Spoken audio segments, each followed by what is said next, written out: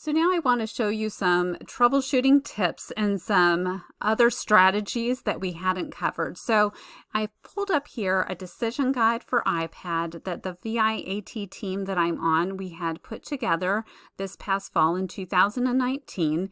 And we had thought, I had revised it even in, I think, December or January. We thought what we had was an accessible form, but after doing much research on accessibility, I've learned this is not accessible for the purposes that we wanted it to be used for. So our purpose was that we would send it to teachers, that they would be able to electronically fill it in and then submit it back to us. If this was printed out, the teachers would be able to fill in each of the sections, but we wanted ones to be able to fill it out electronically. So the first thing I noticed is I had put student name, TVI requesting, and date in the header. And what I've learned is that screen readers cannot access that information. So I would have to pull the student name, TVI, and the date and put that into the body of the document. The other thing is that we wanted this to be a fillable form and to be filled as checkboxes. But look, we had put it into tables, and I realized the error in that is it did not need to be in a table format. That just complicates it for screen readers. So visually, if you're looking at it, it might look organized, but for a screen reader, it is just a nightmare to fill this out. So the other thing, we wanted this to be boxes where you would just check yes or no, and then you could write information at the end where you would summarize it. But this was just to be check boxes. But because we don't have boxes there, it is being read as a text box. So when we convert it into PDF, it is not going to read it as a box, and it's not going to fill it in the way that we want it to.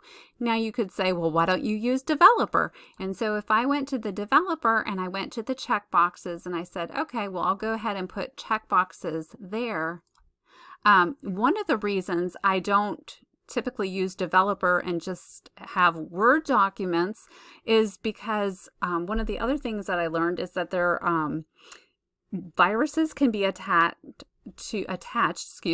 to Word documents where they can't be attached to PDF documents. So you might not know that you have a virus and you could be sending it off to somebody. So it's best to email PDF documents. So let's go ahead, I'm going to leave those there because when we go to fill it in the PDF and prepare forms that way, you're going to see how it doesn't check those correctly anyhow. So let's go ahead and save. And we're going to save it as PDF, but I'm not going to save it using the save as PDF because look at the minimum options when I do save it this way. It just has file name and save as type, but I want to make sure I have more information included, and it's just a way of double checking. So I go to file and I save as. I always go to browse so I can make sure where I'm saving it so I don't have to go try to find it later. Save as type, PDF. And so now here's where I can double check, because you're going to come across with errors if you don't have author, title, especially those two items filled in. It's good to have your subject too. So why don't I just put, for the subject is going to be VIAT as our subject. But if you don't have those items filled in, it will flag and it will fail the accessibility check in PDF. The other thing we want to do is we want to go to options, and we want to make sure document structure tags for accessibility. We want to make sure that box is checked. So we select OK. We save it as a PDF. All right, so we're going to now have to go find it. Let's open that up. All right, here is our decision guide. So the first thing you always want to do is to check your accessibility. So I'm going and I'm checking accessibility. Panel opens up. And I'm going to run a full check. All those boxes are checked off. And perfect. You only want to see those two. You're always going to have those two issues, but you shouldn't have any others. So the reason those two come up is because they need a manual check for logical reading order and color contrast. So we know right now it passes accessibility, even though for our purposes it does not. So next we want to go to tools, and we want to prepare the form. So we scroll up and it's under forms and signature, prepare form. We don't have any signatures, So we're just going to click Start, and it automatically fills it in. And highlighted, you'll see the different fields that have been filled in. So it has the student name, all those are text boxes. It has an extra one here next to student considerations, but we didn't want anybody to fill anything out there, so that would need to be deleted. Now, see on the first question where we entered those boxes in Word, it did not just automatically convert those to check boxes. And the ones where we didn't fill it in, it has it where it's a text field. We don't want a text field for it, so we would have to go through manually and delete all those areas, and that is just a pain. It kind of takes away the benefits of using a wizard. So for each one, we would have to come up in the choice, and we would pick on checkbox, and we would drag it down. And for each one, then we would have to give it a field name. So I'd have to write, yes, the student is able to use accessibility features on an iPad. And then for no, the student is not. Or you could have a no right afterwards, and you need to check your reading order. But I'm not even going to go any further because that is very tedious, and that is not an effective way to do it. So we're going to close out. No, I don't even want to save it. Now, I have put together a revised iPad decision guide where you can see I have put the student name, TVI requesting, date. That is in the body of the text now. Let's get rid of that little extra space there. Just clean that up a little bit. I'm going to give it a little bit more cushion. There we go. All right, so print access, student considerations, those are all, look at our styles, they're all heading 1. We've got our title, and instead of having it within a table, I have each question listed, and immediately afterwards I have yes checkbox, no checkbox. And so that's going to be much easier to convert to the wizard. So now let's go ahead and let's save this one since I made that little change. And we're going to save as, browse, and I'm going to keep that name, Revised iPad Decision Guide, saving it as a PDF. Just double check and make sure that box is checked under options, that it's tagged. Okay, now we're going to save it. Let's go ahead and open it up. Revised iPad Decision Guide. There it is.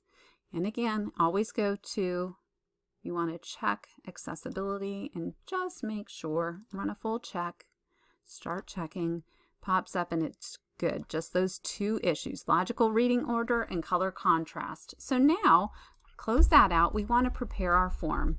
So we go up to prepare form under forms and signatures, start that.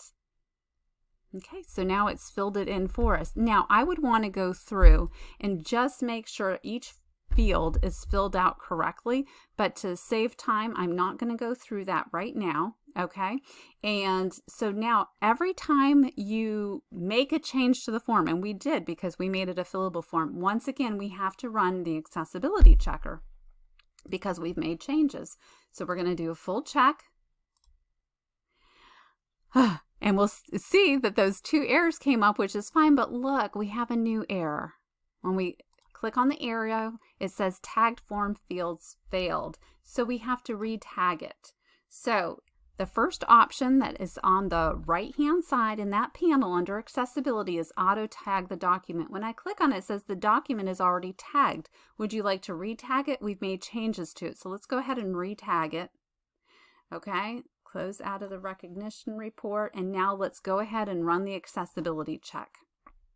Start checking. So now we've passed the tagged form fields, but we've got another error. And now in headings. So this is just the process of troubleshooting. You're not always going to have this problem. Elements. So now I look at it and I'm like, why is it now all of a sudden there's a problem with the print access heading? So I'm going to right click on it and I'm going to go to show in the content panel because I want to inspect it and see what the problem is. So when I go up to the decision guide, let's start with that one. And text field, okay, there it is. I'm going to right click on it. What are the properties of it? When I look at the tag, it says heading level 1. All right, so I close out of that. So what's the problem with print access? So I go ahead and I click on print access, and I'm going to go to properties, right clicking, go to tag, heading level 3. It changed the heading level. And remember, that was one of the things that we had discussed with the heading levels, is you can't skip heading levels or a screen reader is going to think that they've missed information. So we need to go back through and change that to heading level 2. And I have a feeling the other one, student considerations, that's going to be heading level 3. It would pass accessibility at this point because now it's like a tree. It has heading 1, heading 2, heading 3, but that's not a level 3. That's at the same level, and so it should be the same. So I'm going to go ahead and look for student considerations. Found it. I'm going to right click, go to properties, and I'm just going to correct each of those headings so that they're at the correct level. Scrolling down, so now we need to go find page 2. All right, so I'm clicking on page 2, and so the first thing will be the environmental considerations. Right click, properties, tag it. Yep, it's heading level 3. I want to change that to 2. Now let's go find iPad features. Right click properties, tag it, level 2.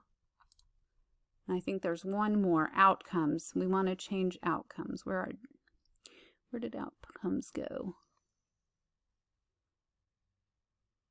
There it is. Okay. And we want to change that to a 2. Close. Let's close out of there. Now let's check if we pass accessibility this time.